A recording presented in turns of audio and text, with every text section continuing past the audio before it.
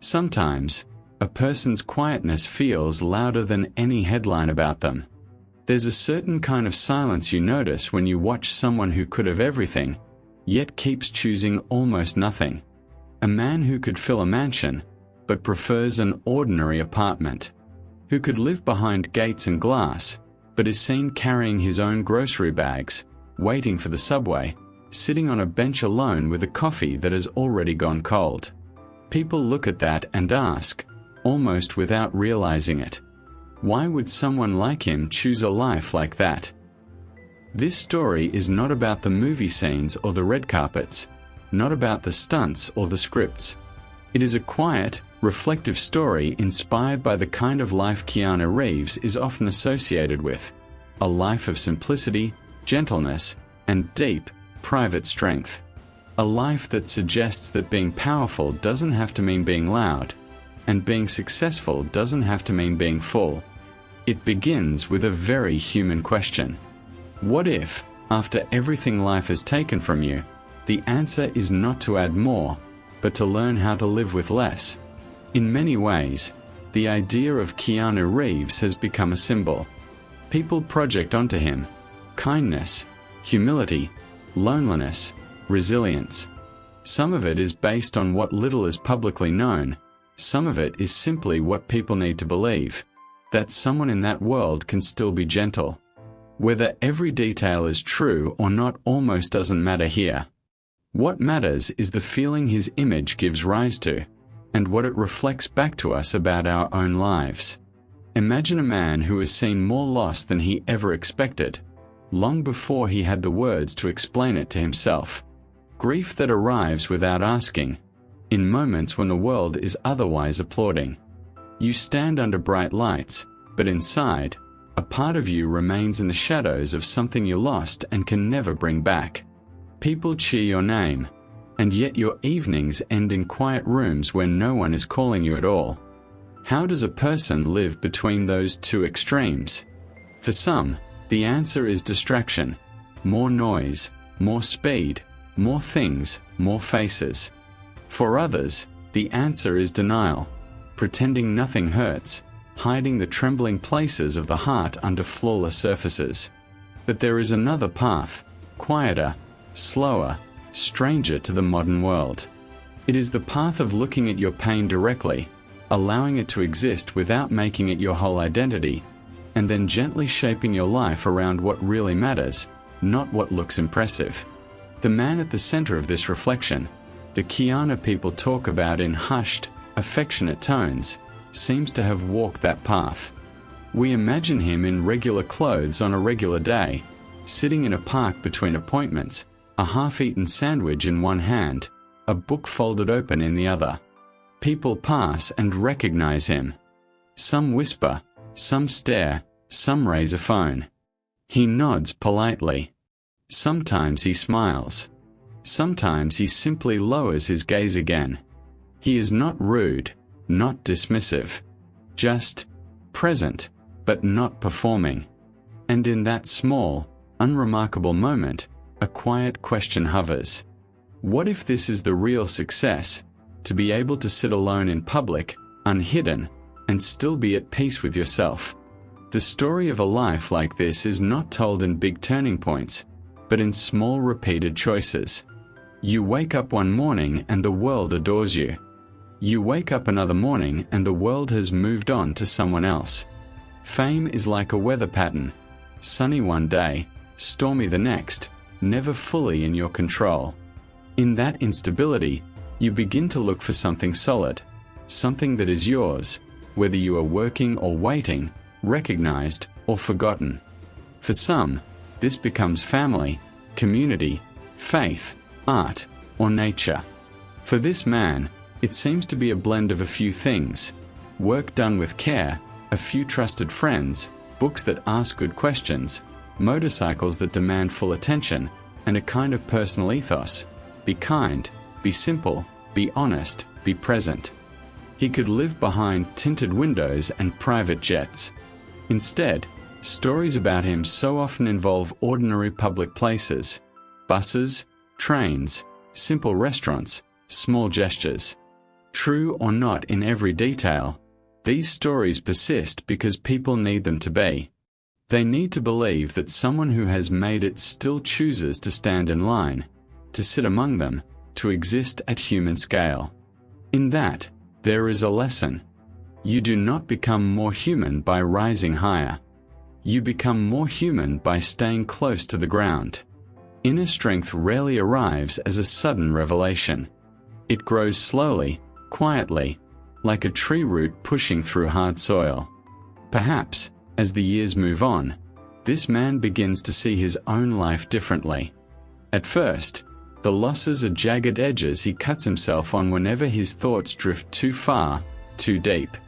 He numbs himself with work, with movement. Long stretches on film sets, long hours of training, long nights reading or simply sitting in the dark letting time pass. Then, slowly, the edges soften. The grief doesn't vanish, but it changes shape. It becomes a tender scar you can touch without breaking. You can speak of it sometimes, briefly, in interviews or private conversations, without collapsing. There is a scene people remember, him sitting alone on a bench, looking down, a sandwich in his hands. A photograph that traveled across the internet, burdened by 1,000 invented captions, "Sad Keanu." People projected their own loneliness onto it. They turned it into a meme. But if you look calmly, really look, you might see something else. Not a man crushed by despair, but a man simply being. Not posing, not speaking, not acting. Just existing in a moment of quiet between obligations. The world, uncomfortable with silence, tried to decorate it with jokes and pity. But perhaps the truth is gentler. Sometimes a person is simply alone, and that is not a tragedy. It is just a fact of being human. In that, there is another lesson. Being seen alone does not mean being empty. Being quiet does not mean having nothing to say. As he moves through middle age, the temptation to collect things must have grown weaker. Money has already lost its magic. It solves practical problems but not the ache in the chest. The praise of strangers feels more fragile with each passing scandal in the industry, each example of how quickly the crowd can turn. What remains, then? Small kindnesses, simple routines, repeated habits that ground the soul. Holding the door open for the crew on set instead of walking through first. Checking on the stunt team, the lighting technicians, the people whose names will not appear in bright letters anywhere. Taking a pay cut so more of them can keep their jobs. Signing autographs with patience, listening, really listening, when a fan says how a film helped them through a dark time. These things may not make headlines. They do not change the gross numbers in a box office report. But they change something quieter, the atmosphere around a person. The way people feel in their presence. The way they remember them when they leave the room. With time, he might notice that this, not the fame, not the money, is what gives his life weight. The feeling of having tried, in small ways, to be gentle in a world that can be so harsh. He knows he cannot save everyone. He cannot fix every injustice, cannot prevent every tragedy, cannot even always heal his own private wounds. But he can refuse to add more cruelty where there is already enough. He can refuse to step on others while he climbs. He can choose to offer respect wherever possible. This, too, is a kind of strength. Not the strength of dominance, but the strength of restraint. People often ask in interviews, "How do you stay so grounded?" It is a question loaded with assumptions, that success should naturally pull a person off the ground, that humility is surprising, that simplicity must be some kind of tactic rather than an honest preference. He might respond with a shrug, a soft laugh, a simple sentence, "I just try to live a normal life." But behind that normal lies something harder, acceptance. Accepting that life is unfair and unpredictable. Accepting that you can be loved by millions and still feel lonely. accepting that no amount of achievement will erase the pains that formed you, accepting that growing older means losing people, losing time, losing versions of yourself you thought would last forever. Acceptance is not the same as giving up. It does not mean you stop caring or stop trying.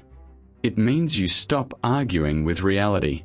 You stop insisting that your life should look like everyone else's or like your own early dreams. You begin to ask a different question. Given what life has actually given me, how do I live it as kindly and meaningfully as I can? This question seems to sit beneath the simple way he moves through the world. No declarations, no manifestos, just a series of quiet answers lived out in private. Choosing roles that interest him, not just those that promise the biggest paycheck. Taking time off when he needs it, disappearing from public view to recalibrate. Showing up when he is needed, even if his name is not in the brightest font. People who work with him often describe something similar: a sense of presence without pressure, kindness without performance, focus without ego.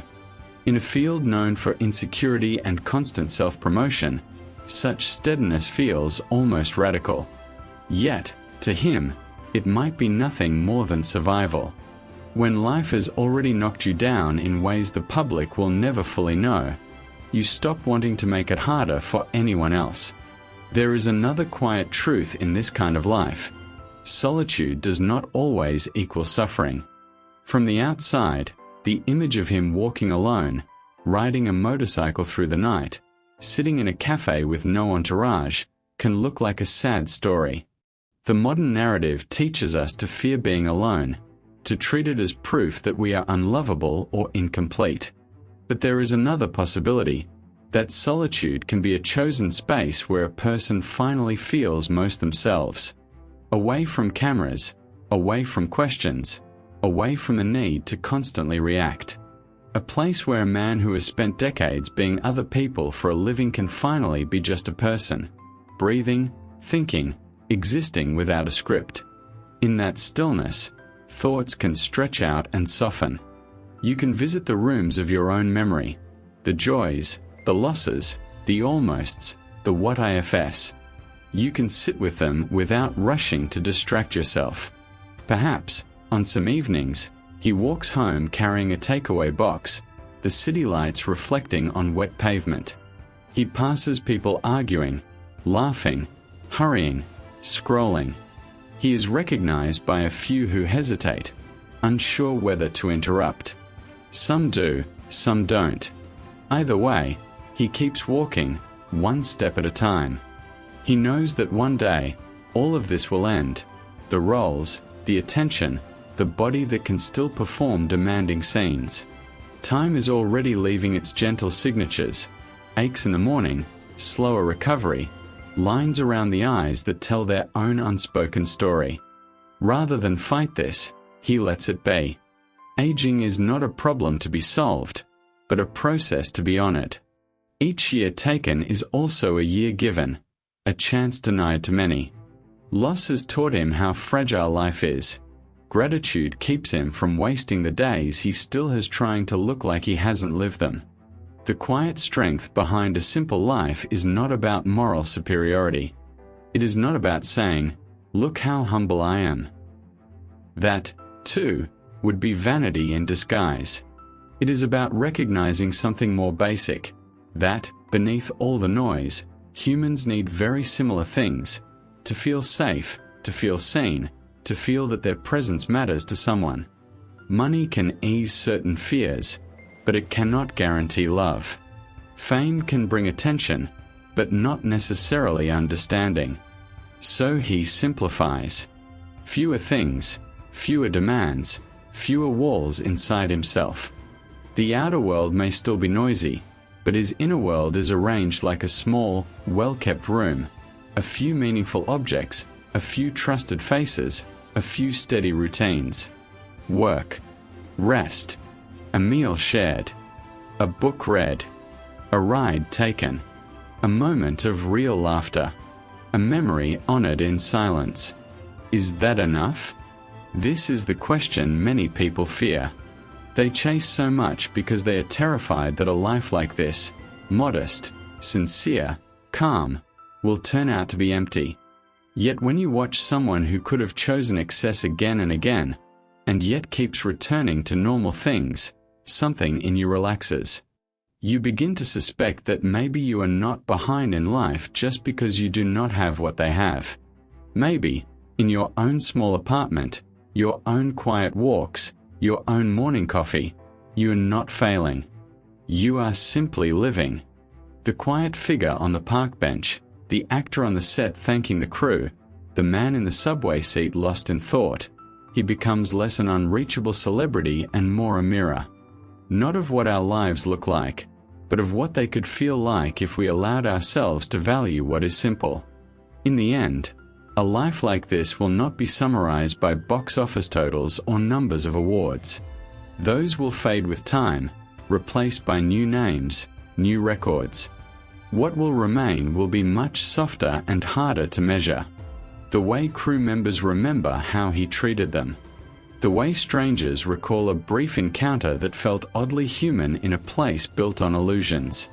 The way fans, themselves lonely or grieving, felt less strange loving an actor who seemed to move through the world with a familiar kind of sadness and grace. The way people, hearing his name, lower their voice a little and say, "He seems like a good person," even if they have never met him. This is the quiet legacy of a simple life lived with open eyes. Not the legend of a flawless hero, but the impression of a human being who carried their pain without weaponizing it, who met the world with gentleness despite knowing how cruel it can be. And for those of us watching from the outside, trying to assemble our own lives out of confusion and ordinary days, there is a tenderness in that. It suggests that we, too, are allowed to step back from the noise. That we do not have to prove our worth through constant display. That it is enough to be kind where we are, with what we have, to whomever crosses our path. So the quiet mystery returns to where it began. Why would someone with access to almost everything choose a life that looks, from many angles, so ordinary? Because, after a certain point, you discover that everything does not exist. There is always more you could chase. There is always another level, another achievement, another person to impress. But there is a limit to how much of yourself you can spend without losing something essential along the way. A simple life, then, is not a lack. It is a choice. A choice to protect what is still tender in you. A choice to move at a human pace. A choice to be reachable, to be real, to sit on a park bench with a sandwich and your thoughts and allow that, just as it is, to be enough for that moment. The quiet strength behind such a life is not glamorous. It is often unseen, uncelebrated. It happens in the private space between one breath and the next, between one decision and another, between what you could do and what you choose not to do. It is the strength to say, "I have known loss, and I am still here. I have seen the heights, and I still value the ground. I have been given much, and I am trying, in my own imperfect way, to remain kind." In that simple honesty, there is a kind of peace that no spotlight can offer. And perhaps, in watching a life like this from afar, we are not meant to copy every detail, or turn a man into a myth. We are simply invited to ask ourselves, quietly, what could I put down? Where could I soften? How might I live more gently, more simply, and still call it a full life?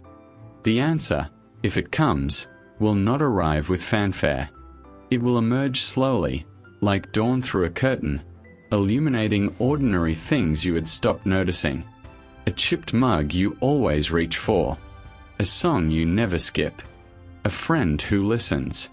A walk you take alone that does not feel lonely anymore. In that light, you may discover what this reflective story has been circling all along. The quiet strength behind a simple life is not found in escaping pain or reaching perfection, but in learning to carry your own story with humility, gratitude, and a gentle respect for the fragile, fleeting gift of being here at all.